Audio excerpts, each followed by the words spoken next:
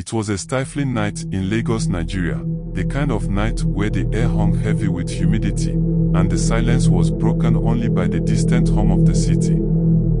I had just returned to my childhood home after many years away. The house was old, and memories of my youth flooded back as I walked through its dimly lit rooms. As I settled into my old bedroom, the familiarity of it all was comforting.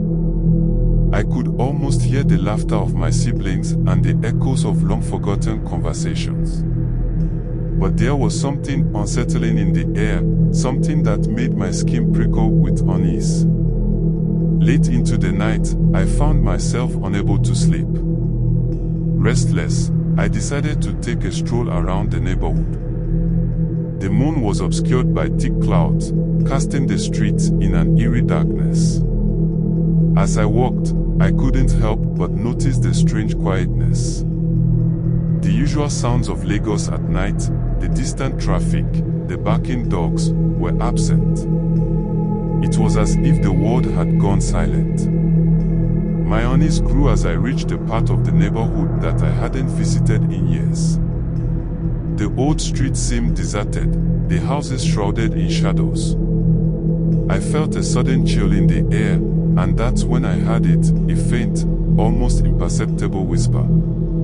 I froze, straining to hear. It sounded like voices, distant and indistinct, like a conversation happening just beyond my reach. My heart raced as I tried to pinpoint the source, but it seemed to come from all directions at once. Then, as if on cue, the street lights flickered and died, plunging me into complete darkness.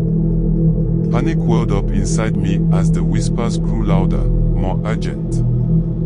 I fumbled for my phone, using its feeble flashlight to guide me back home. The whispers followed, their words still unintelligible.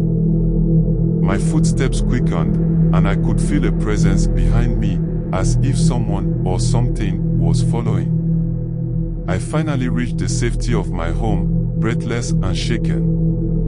The moment I stepped inside, the whispers ceased, and the lights came back to life, as if nothing had happened. I couldn't explain what had occurred that night. Was it a product of my imagination, a trick of the mind after years away from my childhood home? Or was there something more sinister at play, something unexplainable and otherworldly? As I lay in bed, the unanswered questions swirled in my mind, and I couldn't shake the feeling that my return had unearthed something long buried, something that would continue to haunt me in the nights to come. To be continued.